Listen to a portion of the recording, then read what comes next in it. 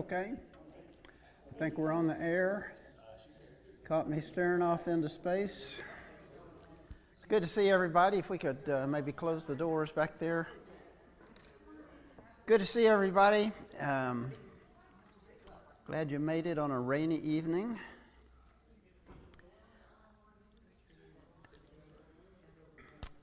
I promised earlier in the year that we would finish Luke this quarter. We've been here more than a year. You guys have been extraordinarily patient and forbearing with me. We got about 3.5 chapters to go. If you want to be turning to chapter 21, we talked about the end of chapter 21 a little bit a couple of weeks ago, but I want to hit on it a little bit more before we move into 22. But we're basically getting on a track tonight where if I cover a half a chapter a week, that'll give us 6 weeks, and I'll get there. We'll see how that works. Okay, we might get there quicker. We might have to speed up or whatever. So if you're here or joining us online, if you'll be turning to Luke chapter 21. By the way, I got a nice note from one of our distance watchers wanting to thank you guys for being willing to use the mic and to wait for the mic for comments. They said that's really, really helpful. And that's the only time somebody has said that to me. So Matt's back there armed and ready to go. At the end of chapter 21, as we were talking a couple of weeks ago, we didn't read any of the verses, and we're going to change up a little bit tonight, and I'm not going to read all of these verses like we've been doing, just because I don't think we need to, and just the nature of these verses. This is a tough section. You know, each of the Gospels has got and particularly Matthew, Mark, and Luke, the synoptics, have got a section where Jesus talks about end times. And there are all kinds of things that have been drawn out of these verses and interpretations and meanings and stuff like that I think go way beyond what Jesus was trying to communicate. And so I'm more interested in looking at how and why this section shows up in Luke like it does, and what are the takeaways from this. We talked, again, a couple of weeks ago, we talked a little bit about just sort of some givens whenever you look at passages about end times. One is that Jesus himself said that he didn't know the day when he was coming back. And so as we read these verses, Jesus is in Luke, Jesus is responding directly to a question about, well, when's all this stuff going to happen? And we made the point a couple of weeks ago, he's not trying to give them a time. He's not saying, okay, it's X number of years or it's X number of days, or he gives them a bunch of stuff to watch for and be ready for, but he's not trying to give them a schedule. And in one sense he can't, because he doesn't know the day. And he's also, and you see this in the other Gospels, when you read these things, one of the things you've got to do is to try to discern what is he talking about. Because here, we're going to see it here in Luke, that clearly there are verses where he's talking about the destruction of Jerusalem that's going to happen in AD 70. Okay? And talking specifically about that. And then there are other verses in here where I think he's just talking about general times after the day of Pentecost and how things that Christians are going to experience. And then there are other verses where he's talking about when he comes back again. And so if you start to confuse those things, you can come up with some strange ideas. He's already come, and despite the verse that said everybody's going to see him, everybody didn't really see him, it was something else. And we'll deal with the verse that people sort of trip on in that regard. I saw something today on YouTube that claims that the third temple is already built. It's underground, underneath the Dome of the Rock, and just wild, crazy things. And it gets you off track, because his point in warning people is troublesome times are going to come. Okay? I'm not here, and things aren't going to turn around right now where you guys are going to be sitting on top of the world and you're going to be in control of things. In fact, some bad things are going to happen. But understand that God is in control, and the kingdom is going to get established, and God is going to reign. So be ready for that. Watch for that. And you see that in these verses. In fact, he warns them about, watch out for people who say they've got it figured out. Look in verse 8. Right after they say, teacher, when are these things going to happen? He says, watch out that you're not deceived, for many will come in my name claiming I am he, and the time is near. Don't follow them. When you hear of wars and revolutions, do not be frightened. These things must happen first, but the end will not come right away. We made the point a couple of weeks ago that Luke, writing to what is possibly a Roman official and to a Gentile audience and to a church that is at a time when the church is becoming more and more Gentile in its makeup, is making it clear you can't come away from these verses and have the idea that Jesus thought he was going to come in and do some sort of military revolution and kick out the Romans. In fact, when he goes down, he says, verse 20, he says, when you see Jerusalem being surrounded by armies, you'll know that its desolation is near. And he goes on to talk about the times of the Gentiles, and we'll talk about that phrase in a few minutes.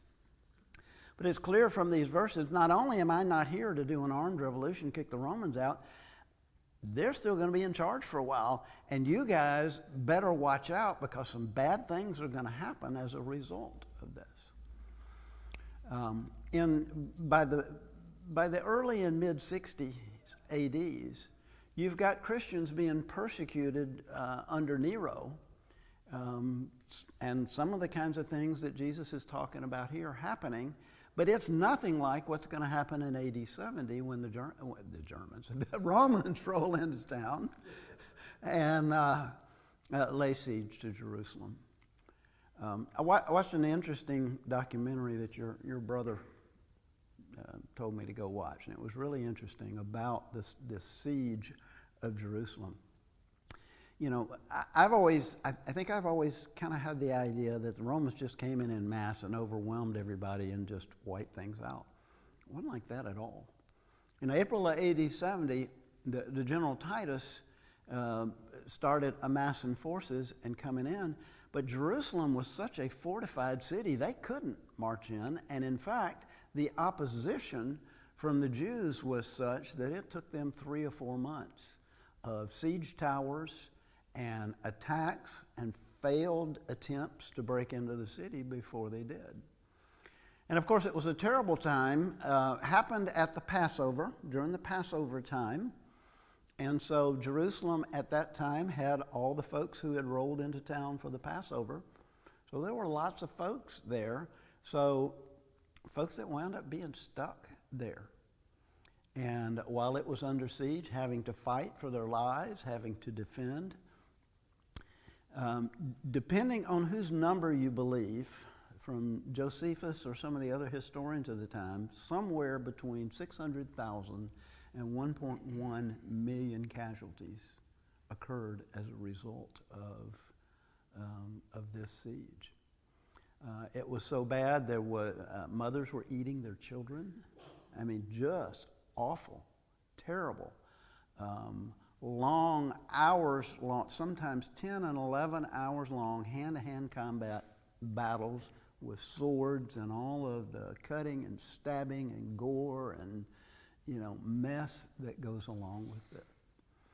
Until finally, they wore them down, and they were able to.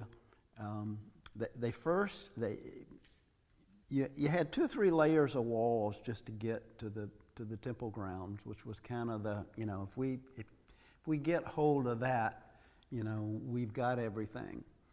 And they had to break through a couple of different walls before they even got there. And in fact, they got through near, if you'll remember some of the lessons that we did, right there next to the temple ground was the fortress of Antonia, where Pilate and his soldiers were. Of course, by this time, there are no Romans there. It's a defensive position for the Jews. But they finally break through the walls to the temple at that location, aided in part by some underground tunnels under the fortress of Antonia that collapsed and caused part of it to fall down so that they could get to the walls and get in. And one of the sources that I said was that the night that they broke through the walls and got into the temple grounds was the same night of the year that the Babylonians broke through the walls and came into temple ground to carry off Jerusalem into captivity, which is interesting. What else? But Jesus here is saying, you guys get out of town when you see this happening, because it took a little while for these soldiers to amass, and so there was a chance for some warning. And there are accounts of a number of Christians that escaped from Jerusalem and didn't have to go through that because they saw what was coming. But in the meantime, he also talks about, this generation is not going to pass away, and it's going to come back, and every eye is going to see it. I would just suggest to you that the word generation doesn't necessarily mean what you first think of when you think of generation. Okay, like, my generation, my kids are the next generation. It's the idea of an age, okay, of a time, of a period of time that is a generation.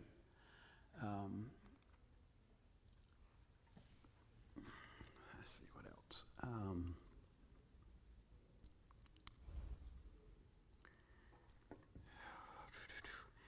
In verse 24, at the end, he talks about Jerusalem is going to be trampled on by Gentiles until the time of the Gentiles has ended or has been fulfilled. Lots of different ways you can take that phrase. We're just, when you consider that the church had started converting Gentiles, it was in the process of making the gospel available to all. We're still in the time of the Gentiles. Okay? So don't get tripped up by folks who really come up with wild theories about what this is supposed to say. But rather pay attention to what Jesus said our reaction to all of this ought to be. Look in verse 34. Be careful, or your hearts will be weighed down with dissipation, drunkenness, and the anxieties of life. And that day will close on you unexpectedly like a trap, for it will come on all those who live on the face of the whole earth. Be always on the watch, and pray that you may be able to escape all that's about to happen, and you may be able to stand before the Son of Man. It's the idea, if you're ready, if you're watching, and you're ready, don't care when the day is, other than, come Lord Jesus, that idea. And I think that's a lot more important than the effort of trying to figure out, well, we had this earthquake and we had this thing, and trying to chart. There are folks who have charted earthquakes and charted stellar event, trying to figure it out. It's not the point. Okay. Any thoughts? Any kind? I've been talking for a long time. Any thoughts on that, Renee? Carol Fanning and I grew up in Pensacola, and there were barrier islands. And when it was time for the hurricanes to come, they would tell people, we're going to close the Bay Bridge, 5 Mile Bridge, at this time. And invariably, people would say, well, we'll wait till tomorrow. One of my mother's good friends that was a doctor, they started across the bridge, lost their dog, went back to get him, and they haven't found him yet. When they shut that bridge, you can warn people, and people don't believe what you say. and then they're shocked when it really does happen. Okay. And so I would imagine these people, no matter how much you warn them, they're worried about when it's going to happen instead of worrying about, let me get prepared. Right. So when the signs come, I'll be ready. Right. Sort of like that, not studying for a test or working on your term paper till the weekend before it's due. It's like, I don't have to do it. If I know exactly and maybe if I can talk the teacher into an extension, I can put it off a little bit more. But, somehow I'll squeak into it. Chris, excuse me. Well, this whole topic is a huge topic, and I know we're not trying to figure it all out tonight, but We are not, and I will no. cut you off if I have to. And so I say that so that nobody is afraid I'm going to try to. But there are a lot, like Jesus gave this passage as a hint that this was coming. He didn't give them a day or an hour, but he told them to be careful and be watchful. He gave them some general signs to be aware of. Like you say, some of the Christians did leave when Jerusalem was surrounded by Titus because they got the message. And then toward the end he says, and there will be signs in the sun and moon and stars and on the earth and distress of nations and perplexity. So he says, before Christ comes back, it says, and then they will see the Son of Man coming in a cloud with power and great glory. And then when these things take place, straighten up and raise your heads because your redemption is drawing near. So he's giving a forward-looking view that God is in charge, that there are events that are going to unfold. He's not trying to lay out a specific map, but I think he is trying to warn us. Just like a lot of places in the Bible, in Genesis says, when God created the sun and the moon and stars, he says, I'm given to them as for signs and for seasons upon the earth.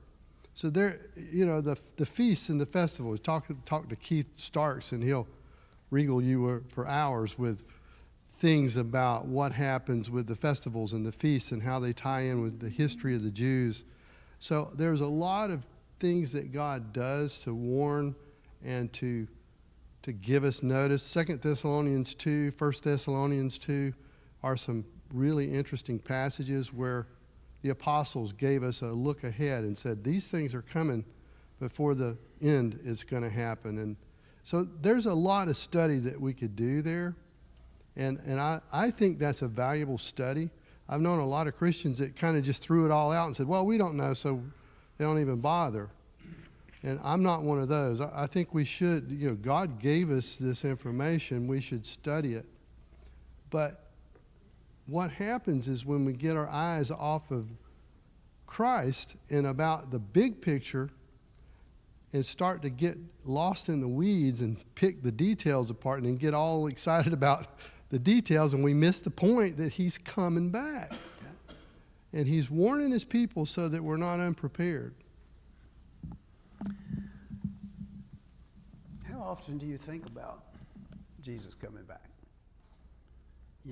Intellectually and theologically we believe it, but I got to confess, I don't always live like I think it it really could happen today. I was just gonna say I don't think so much about when he's coming back. I think about when I'm leaving here. Okay. I think more about when I'm leaving here, and I need to be ready. Okay. Like I need to do what he said, be ready. Okay. Because no one knows when that time is going to come again. So. He's coming. We don't know when it's going to be, and there may be some bad times before he gets here. Okay, which is a valuable message here in the Gospel of Luke, not only to the Gentile readers who may, who is this Jesus guy and what was he up to, but also to the first century Christians who were going through directly some of this stuff. And this is the end of Jesus' teaching in the Gospel of Luke. Okay? It's like the grand, maybe not a grand finale, but it's not Jesus rolling into town and said, okay, I'm here. Okay, it's going to happen. I'm in charge now. You guys, I'm done with you. Everything's going to be different. Romans are, you don't have to worry about the Romans anymore. It's not that teaching at all. It's, I'm here, kingdom, and God is doing exactly what he said he was going to do, and he's going to triumph. But you got to watch. It's in one sense, you could argue that it's less about what Jesus is going to do and more about what you should do in response to what's coming. Okay? And the chapter ends with each day Jesus was teaching in the temple, verse 37, and each evening he went out to spend the night on a hill called the Mount of Olives. And all the people came early in the morning to hear him at the temple. That ends the parables, the teaching, the ministry, so as it were, of Jesus. And now we move into, well, what happens? The sacrifice. How do we get from here to the cross and the resurrection? And it starts with this guy, Judas. Now, the feast of unleavened bread called the Passover was approaching, and the chief priests and teachers of the law were looking for some way to get rid of Jesus, for they're afraid of the people. Then Satan entered Judas, called Iscariot, one of the 12, and Judas went to the chief priests and the officers of the temple guard and discussed with them how he might betray Jesus. And they were delighted and agreed to give him money. He consented and watched for an opportunity to hand Jesus over to them when no crowd was present.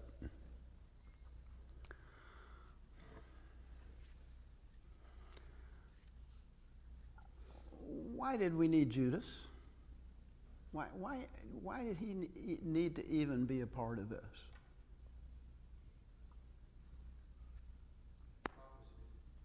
Okay, the Sunday school answer is, it was prophesied, okay? And when you read all of the Gospels, it's clear not only is it prophesied, but Jesus knew the prophecy, and he knew who was going to fulfill the prophecy, okay?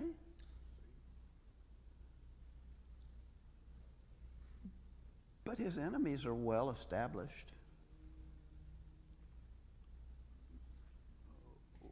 Why couldn't we have done it without having to have Judas? They needed an inside snitch. Why? He's in the temple every day teaching and saying these things that they think are blasphemous. Why need a snitch? I think this is the first time, I guess, I could think of in the lesson we've heard where Satan is introduced.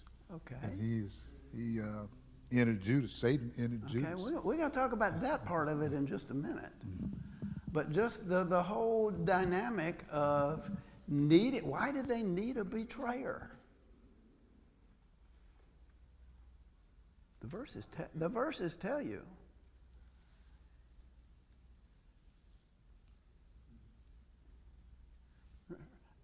Renee's got it figured out. They needed to show the power of Satan. Judas had been with Jesus. He knew who he was. They wanted to show that this was the work of Satan. Okay. So Satan needed to be introduced to show just how evil this really was. Okay. Here he came to save mankind. He was doing good work, and yet Satan. Okay, all right. Not even Satan could upset God's plan. Okay, all right. I buy that. But let me ask the question. When I say why did they, I'm talking about Jesus' enemies. Why did they need a betrayer? They were afraid. Afraid of what? They needed somebody from his inner circle to say, you're not crazy for feeling these things. They needed a justification. Okay.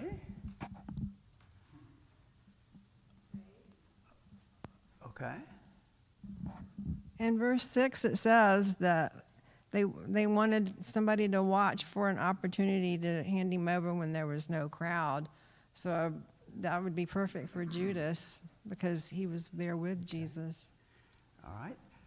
You remember and I think it's in the Gospel of John, maybe around chapter 10, when Jesus is saying just outrageous things that they just can't stand and they're ready to stone him. And they try to grab him. remember what the verse says, what the verses say that he did? They couldn't do it, okay? When he first started his ministry and he read the prophecy from Isaiah and sat down and said, today this prophecy has been fulfilled in your presence, and they wanted to throw him off the hillside, what did he do? He walked right through. They had tried, and on top of that, let's see if you've got it. There's one more thing. What is it? Okay, so two things come to mind. First is they needed someone to tell them where Jesus was, where there wasn't a crowd, right? So it was a place where no one could interfere with them, doing that. The other thing I was thinking of, you see in the courtrooms and stuff, and you get a witness up there, and they say, is the person you're talking about sitting here? And they point to the person. Yeah, he's sitting right there. Like, okay. It's almost like a legalistic type thing. Those are the two things that come to mind. Okay, the first thing that you mentioned, I think, gets to the heart of it.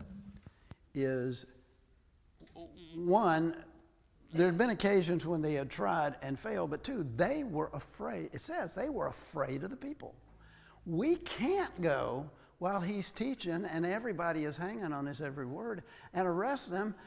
We'll have a riot. And the last thing we need at the Passover is a riot. Give Pilate the excuse to run his soldiers in here and have a bloodbath. We can't do it. So we've got to, where's this guy go? They didn't know where he went at night. They didn't know how to find him when there wasn't, they only knew I'd go to the temple grounds and there he is. They needed somebody to tell us where he is. If you can tell us a place where we can go get him, Judas goes, okay, I can do that. So that's why they needed him. They weren't looking, I think somebody said it was almost like, they wanted validation, that, it was okay for you to feel those. I don't think it was that. They didn't need Judas to validate their hate. Hate was there, Their desire to be rid of them, was, it was just present. But they needed a way to do it. We got to figure out how we can do it because we can't lay our hands on him and we can't go publicly because the crowd will go nuts. Yeah. Do you think also that maybe they're so legalistic, they wanted to kill him, but they didn't want to do it themselves, and they didn't know at what point he would die if he would fight back or whatever, but they didn't want blood on their hands, even though blood was all over their hands. Okay. I'm sure they had already had discussions about, when we get him, what we're going to do with him, and we can't have the Romans come on us because we do something stupid to him. So, we'll get them involved, and we'll talk more about that when we get to how the things unfold. But so Judas says, okay, it says that Satan entered him. What does that mean?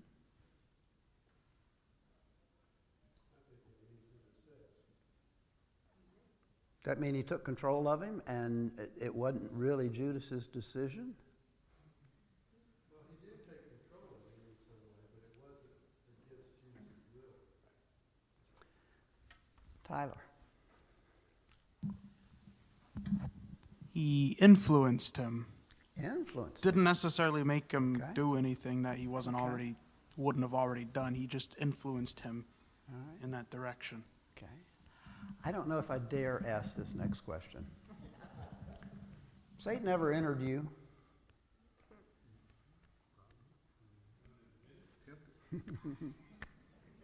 Okay, Michael over here is going to tell us.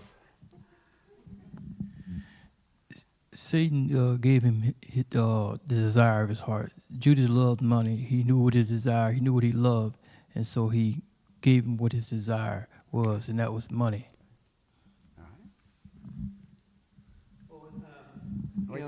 That account where the lady poured the perfume on his feet, and Judas was very upset and indignant because we could have sold that money and given to the poor. Well, in truth, and the scriptures say that he was skimming off the top, and that was really his reason for objecting to it. Yeah, Satan ever entered you?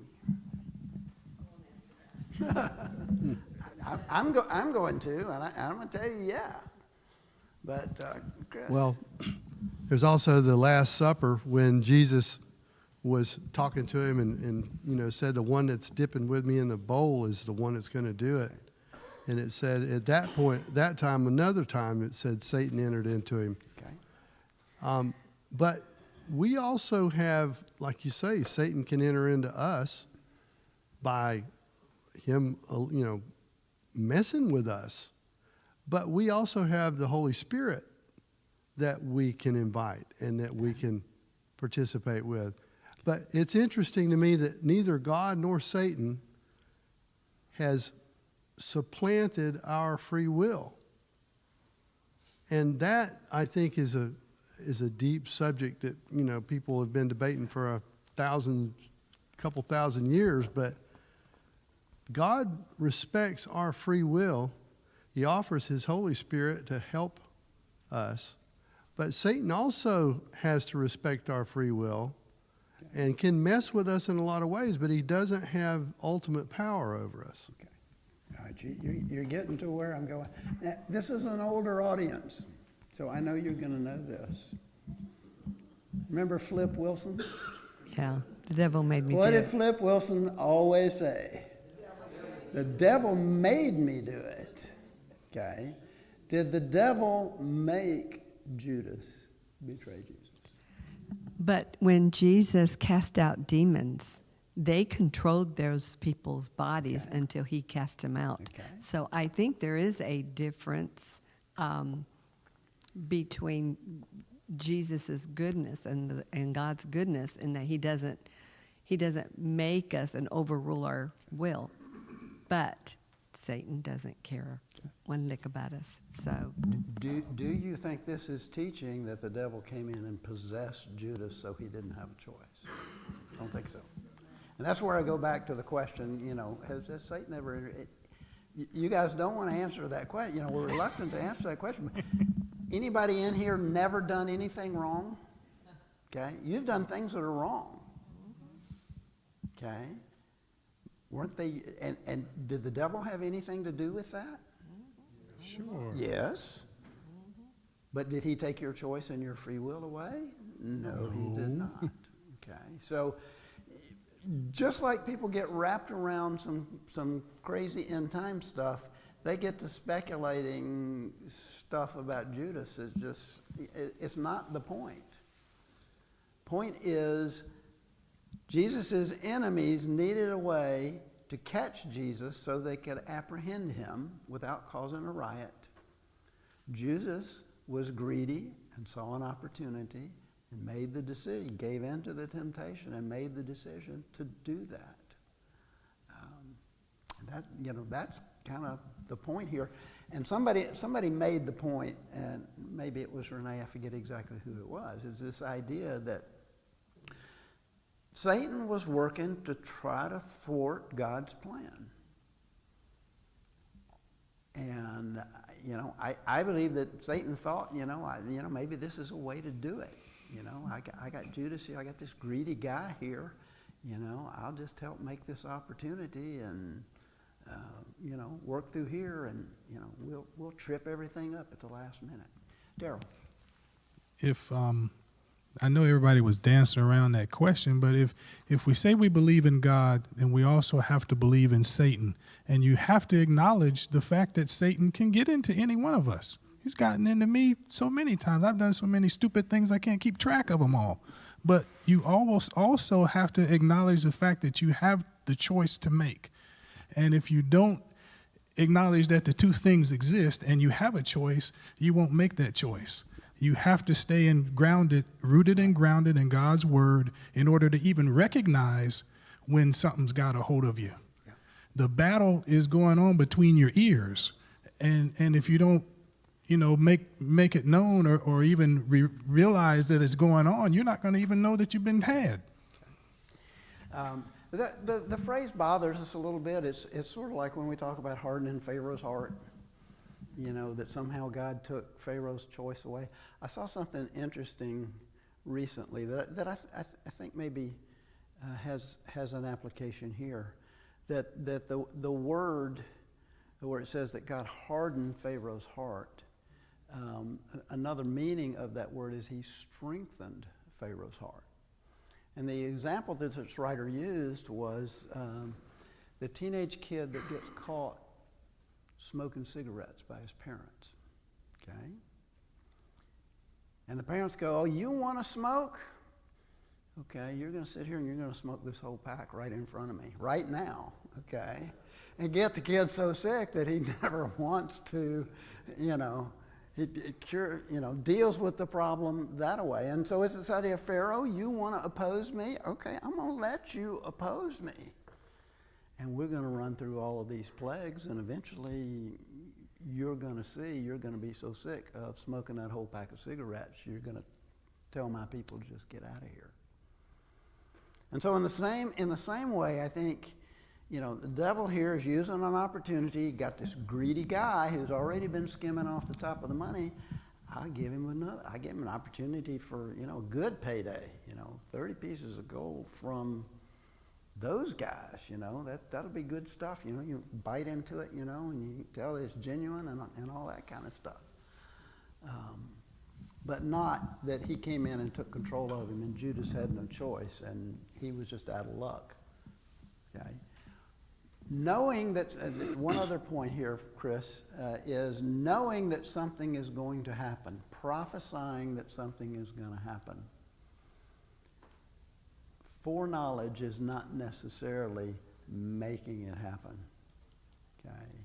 I mean, there are things I know I'm going to do in the future, okay, if I'm still alive, and I can tell you about them, and I can tell you maybe days and times that I'm going to do it. But saying that, prophesying that, doesn't mean that I'm making them happen.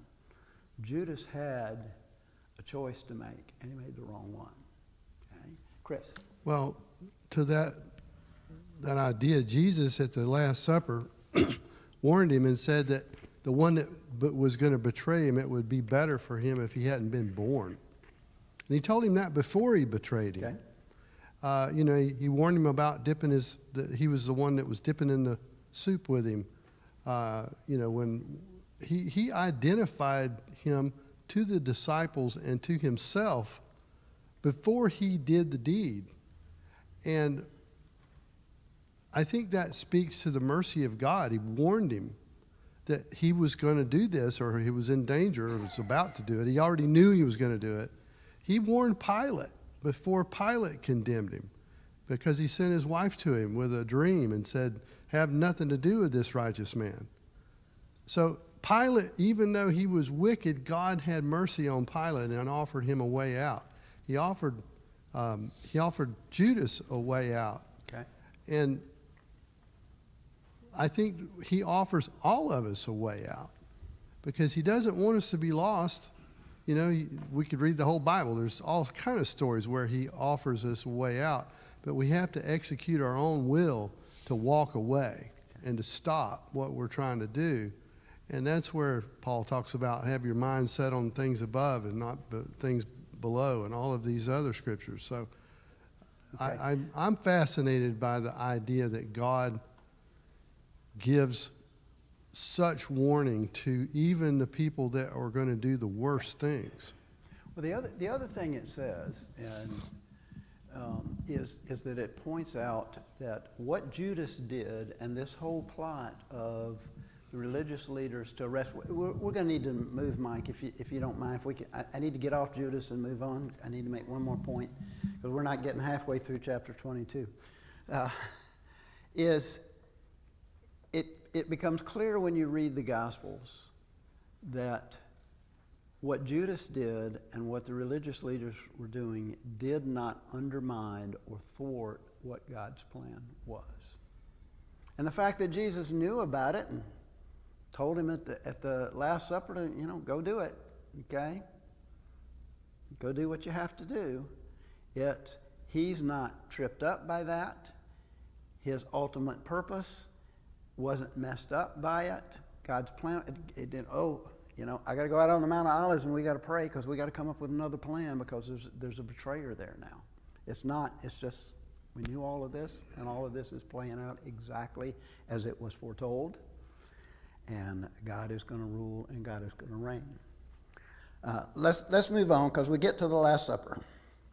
Then came the day of the unleavened bread on which the Passover lamb had to be sacrificed. Verse 7. Jesus sent Peter and John, saying, "Go and make preparations for us to eat the Passover." "Where do you want us to prepare it?" they asked. And he replied, "As you enter the city, a man carrying a jar of water will meet you. Follow him to the house he enters and say to the owner of the house, 'The teacher asks, where's the guest room where I may eat the Passover with my disciples?' He'll show you a large upper room, all furnished. Make preparations there." And they left and found things just as Jesus had told them, so they prepared the Passover. Kind of reminds you of when Jesus came into Jerusalem. He said, go, okay. And, don't know how all that got set up.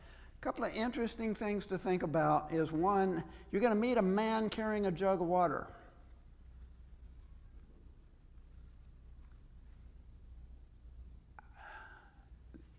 You suppose they met very many men carrying jugs of water? Why? Okay. So, in one sense, I think he's giving them a marker to find the right person that's going to be really clear for them to see, because there's not going to be a lot of men walking around with jugs of water. Okay. Why do it this way?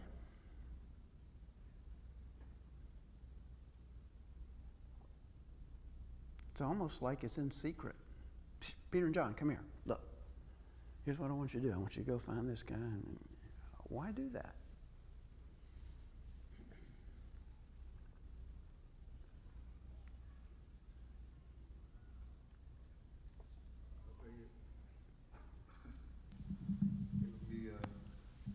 I think by doing that, it would be an encouragement to his disciples that, they go and they see exactly what he said they were going to see. All right.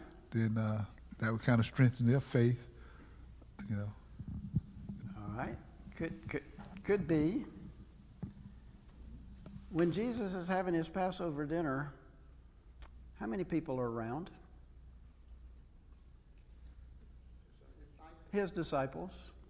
What kind of time would that be for folks to show up and arrest him when the crowds aren't around? So here's what we're going to do. We're not going to broadcast where we're going to have the Passover. Go find this guy. He'll show you the place, and we'll go there. On top of that, Luke points out that he pulls Peter and John aside to tell them that Judas doesn't know. Judas can't say, this is the time. He's going to have to do something else. Okay? But he goes and he makes the preparation, and next week we'll look at the dinner itself. Here's something for you to think about. It says that Jesus is celebrating the Passover. We're going to see in a few hours that the religious leaders who are turning Jesus over to Pilate are wanting to keep themselves clean, ritually clean, because they have not yet celebrated the Passover. So how do you reconcile? It looks like there's two different times of the Passover being celebrated. I don't know if you've ever thought about that before or not. Give her some thought and see if you can come up with some idea. Did Jesus just say, okay, we'll do it early because I'm going to be busy, when the actual Passover comes around? Or is there maybe something else going on there? Think about that.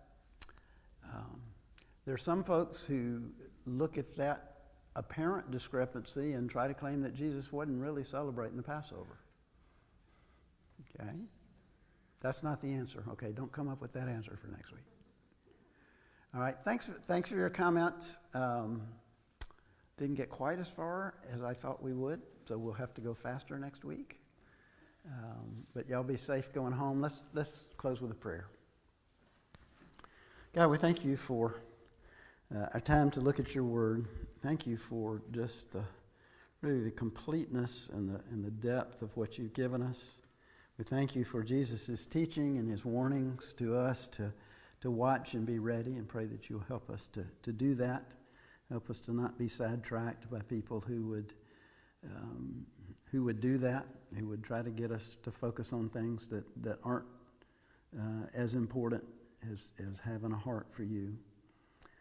God, we thank you for your plan and how that Judas or the religious leaders or Pilate or nobody that's involved here could upset it, but in fact are causing your will to come about that ultimately provided for our salvation, for our forgiveness. We thank you for that.